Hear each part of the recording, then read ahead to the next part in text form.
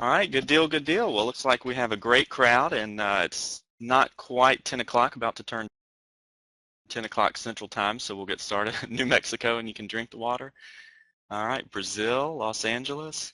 All right, very cool, very cool. Looks like we have a outstanding crowd. It's always fun to see kind of where everybody's tuned in from. You can see that. We've actually got people from, looks like, just about every continent. And it's funny, every time we do this, we can never get somebody from Greenland to come. So if you guys know any traders in Greenland, I want you to send them an email, tell them to come to TradingPub event so we can check that one off the list. I think we've hit just about every country, everywhere except for Greenland. So that's your goal for today, is try to find us a trader in Greenland. But we appreciate you guys being here. You guys will see this. You've seen this before. You'll see it again. In case you didn't know, there's risk involved in trading. Anything you can do to make money, you can also lose money. So again, it's important to understand that. But the mission of the Trading Pub is really just to provide a place for our patrons where they can hang out with some of the top traders in the industry. Pub is the place to receive quality education, all while interacting with traders and investors who are just like you. Three things we try to accomplish through the Trading Pub. Obviously, we want you guys to learn from top traders in the industry, and we've got some excellent people lined up for today. We want you to enjoy your time here. You know, if you've been to a Trading Pub event before, it's very laid back. It's all about education. It's not going to be a big sales event, but again, it's about learning how to trade in the markets and different markets. And then at the same time, we want to trade well. We also want to do good. And so 10% of any revenues generated through TradingPub.com are donated to charities focusing on inner city revitalization and workforce development. For those of you that want to join us on Facebook or Twitter, hopefully you're one of the billion people in the world on Facebook, but you don't own the stock. It's www.tradingpub.com/Facebook, or sorry, facebook.com/tradingpub. And in the Twitter sphere, we're twitter.com/tradingpub. So we do record all the events. That's a question you'll probably see throughout the day. We record all of our events and we post them on our website, which is tradingpub.com, under the free education tab. The only real rule we have here, if you're going to be here, we just ask that you be considerate to the presenters and the other people in the room. You know, if you're going to be here, you don't want to be that guy on the left. But if you're going to be here, be cool, enjoy your time, and try to learn from the other people. We've got quite a lineup today. We're going to kick it off with Jake Peavy of the Chicago White Sox. I'm not sure if we've got any White Sox fans in the room, but again, he's going to be talking about some of the mental things that he goes through. You know, and there's a lot of relationship between sports and trading, and so he's going to talk a lot about that. Then we're going to have Dan Cook of Nadex. I'll come on for a couple minutes, and then we'll have Mark Sebastian of Option Pit, Marcello Ehrenbeid of Day Trading Academy, and then Jack Crooks of Black Swan FX. So very excited about today's event. Give us a couple of minutes. I'm going to get Jake dialed in, and we'll go ahead and kick off the event. Also, if you want to, if any of you guys are on Facebook or Twitter, if you want to invite other people to come, you can send them this link. That's the direct link if you want to send out to tune in and listen to today's event. All right, so give us just about 1 minute. We'll get Jake. Hello. Hey, Jake, how are you doing today? This is Morgan with TradingPub. Hey, buddy. What's going on, Morgan? How are you, buddy? Hey, doing great. We appreciate you being here. We've got a lot of people in the room listening to you, so thanks again for taking time out of your day to be here. Absolutely, man. It's my pleasure. All right, well, good deal. Well, real quick before we kind of get started, we've got we're a trading company. We've got a lot of listeners in Chicago, a lot of White Sox fans in the room. What's it like pitching in Chicago? You know what? Chicago's such a great town. It's completely different than what I've experienced, you know, in the first part of my career. I was drafted and signed by San Diego. I didn't even know San Diego had a baseball team. Being from Alabama, never really traveling much until I got signed. Went out to San Diego, fell in love with San Diego and the people out there.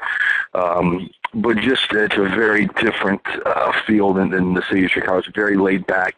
You know, it's very mellow. And Chicago, getting traded over there was eye-opening sports-wise because of how into each team in Chicago these sports fans are.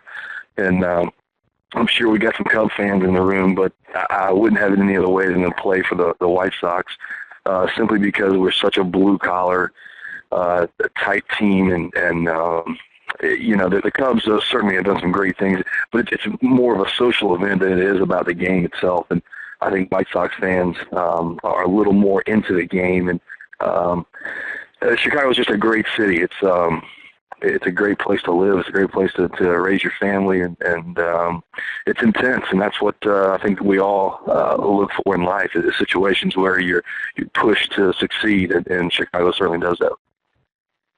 All right, very cool, very cool. Well, yeah, as you know, we're a trading company. We've got a lot of people in the room that are trying to learn about the markets and make money, and a lot of trading is in, you don't just turn the computer on and trade the same way that you probably don't just show up to the park and pitch on game day. Can you tell us a little bit kind of about the preparation you go through before a game? Well, I mean, I think that's such a good parallel that you bring up. Because obviously, I don't know if I think a lot of people look at me, and when they come visit, say my friends come visit, and I leave to go to the ballpark at 12:30, 1 o'clock for a 7 o'clock game. I think a lot of people think that we just show up around 5, 6 o'clock and play a game, and that's far from what happens, and obviously it's far from what happens when you guys, do your business as well. But preparation, to me, is key in everything you do. And preparation and hard work are the only advantage. Obviously we've in baseball come through this steroid era where guys were getting an advantage illegally and doing stuff wrong. In today's world, we hope that we're done with most of that. The only way to get an advantage on people is to outwork them. That's the bottom line, and that's something that I at this point in my career feel like I have to do even more than ever. And when you're just getting going, you got guys on my team that are very young. So say Chris Sale, for instance, this guy's got as much talent as anybody in baseball, and you try to stress to him when he's young, just getting in our business, and you would do the same in your guys' business, to prepare like nobody else prepares, take it to a whole nother level. And when you're prepared to do your job, nothing's going to catch you by surprise. You're going to understand all different angles of every different scenario and situation. You're going to weigh those. You're going to judge those, and that's certainly something I have to do as far as getting prepared to face the team on the face.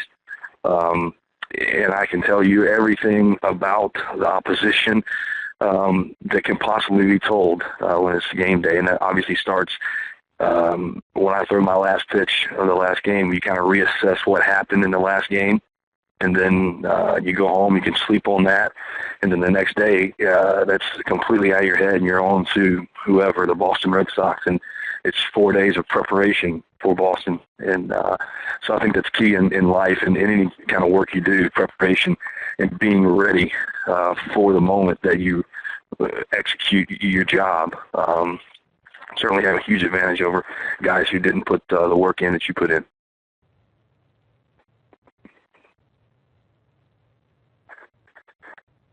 Right. Yeah, and I think that's a good point. I think in anything you do, you gotta prepare. I think nobody just shows up at work, and it's like you said, a lot of people think, oh, he just shows up and pitches, but there's a whole lot that goes into that to perform at the level that you perform. All right. Another similarity with trading and baseball is the fact that, like, sometimes in your trading things can be going really well, and then sometimes you hit a slump. And it seems like everything you do, you lose money.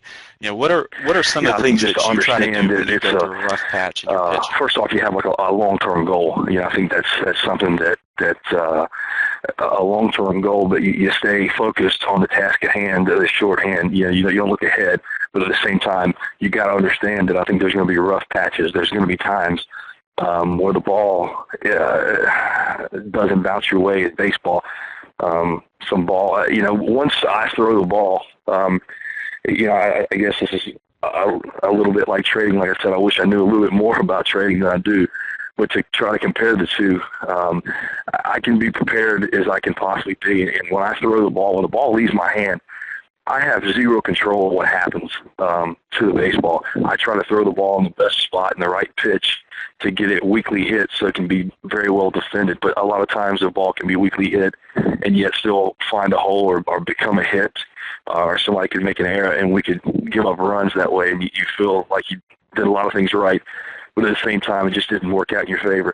I'm sure that's going to happen as well in you guys' job, where you feel like you made a right move and it just doesn't work out. And the biggest thing is to me, knowing that you're prepared. It wasn't like you you can look yourself in the mirror because you know you didn't, you were prepared to do what you were doing, and it just didn't work out. And the biggest thing is to press on, is to not get discouraged and not get down feeling sorry about yourself. I think that's a lot of our problems. It makes you get discouraged, and you know, some people can take that two different ways. You can get discouraged and kind of pout and not press on, or you can work that much harder to pull out of it. And that's something that motivates me. At times I'll go, gosh, I can't believe this happened, or he made that error and we lost this game, or I lost this game. And you can get to feeling sorry for yourself. I can't believe I made this move and this worked out this way. But at the end of the day, I always try to snap myself back into reality and go, you know what, I'm going to work that much harder to try to make sure, not that I can, but to guarantee it doesn't happen again. But that's life. We're going to go through ups and downs, I'm sure, as we all know with what you guys do as well. And me having a little hand in the fire with my financial people, that's there's a lot of ups and downs, but it's about the long-term goal that we're all trying to achieve. And keeping your head up and keeping focused even through the bad times are tough, but it's something that's necessary in all our lives.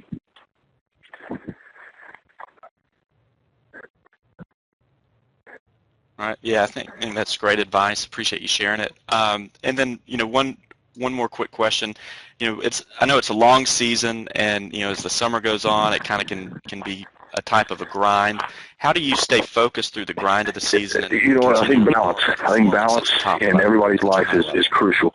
I think we all know people who we just talked about how serious our jobs was. And we should take our job.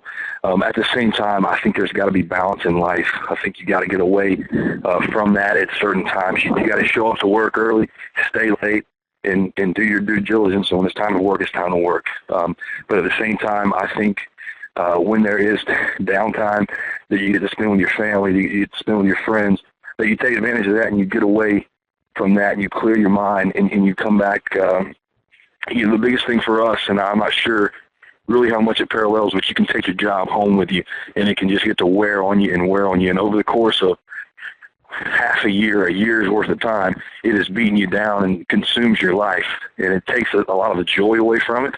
Like you said, if you're going through a bad stretch, like we just talked about persevering through, and you're taking it home with you every day, and it's affecting, the way you treat your family, and that's a bad thing. It's a bad way to go about life, and it's not going to do nothing but take away from your work.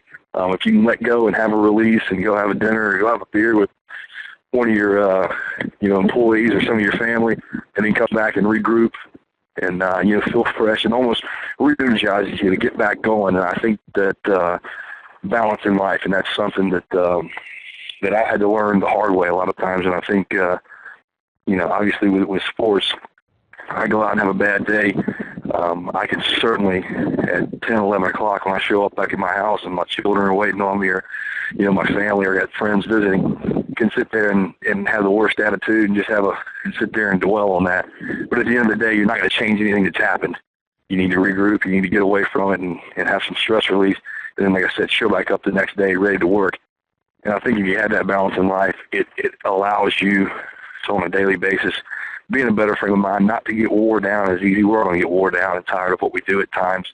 But at the same time, when you get into that way, I think that especially it's time to take a break, regroup yourself, find out why you're doing it. You're doing it, A, because it's something that interests you. B, it's probably something you love to do and you're very good at. And you just got to regroup at times, and that's something that I haven't done the best job of at times, but I promise you now, I do a whole lot better, and my children and family help me do that as well.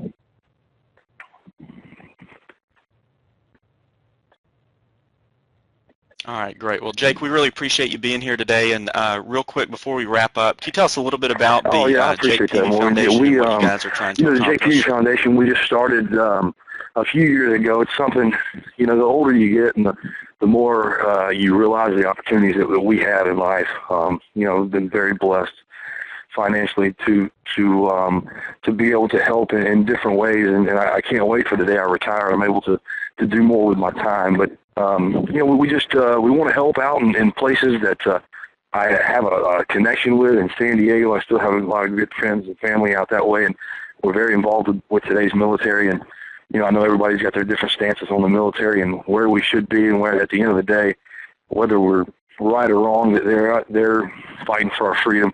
And me and Barry Zito started Strikeouts for Troops, who we support when these soldiers and these guys get hurt. We're able to try to help get their families to them when they're having their surgeries and they're recovering.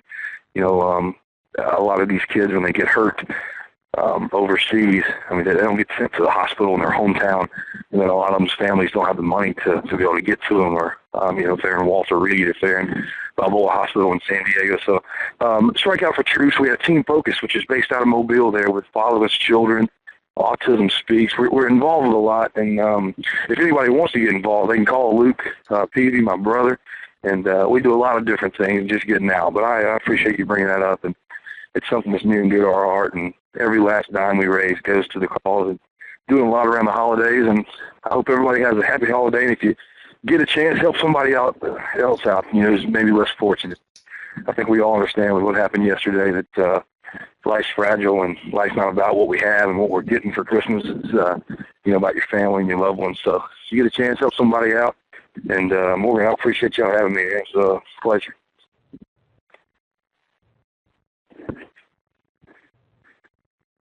All right, great. Thanks again, Jake. We really appreciate it, and we'll share the website with everybody in the room. They can get in touch with Luke if they somehow can